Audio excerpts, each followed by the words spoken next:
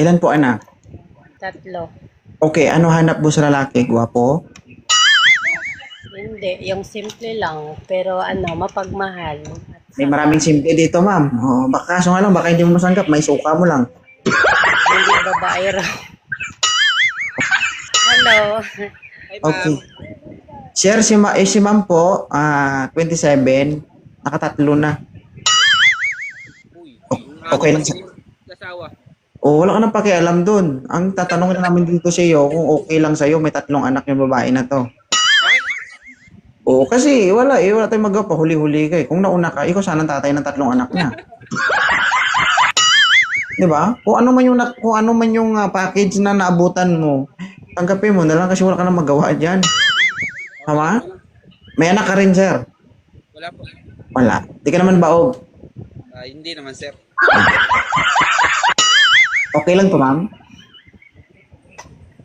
Okay lang. Basta mapagmahal lang. Hmm.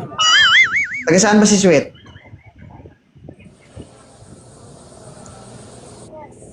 Oh, taga saan ka po? Wala na, nabingin na, sir. Tulala na. Magbasa ka ng comment, ma'am. Ang hina ng boses mo, taga saan ka? Taga Paano saan ka daw, hindi? ma'am?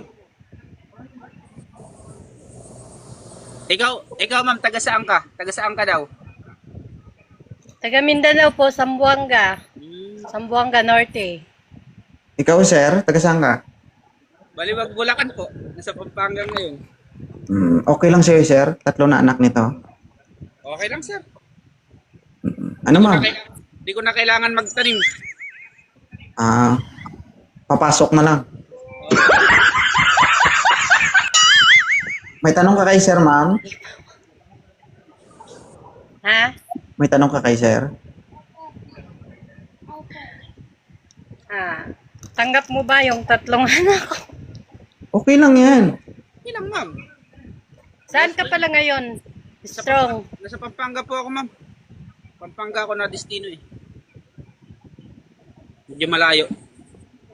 Pero province ko, Masbate po. Anong trabaho ni sir? Private guard po ako, sir. Okay. Ano, ma'am? Okay na po. Sige.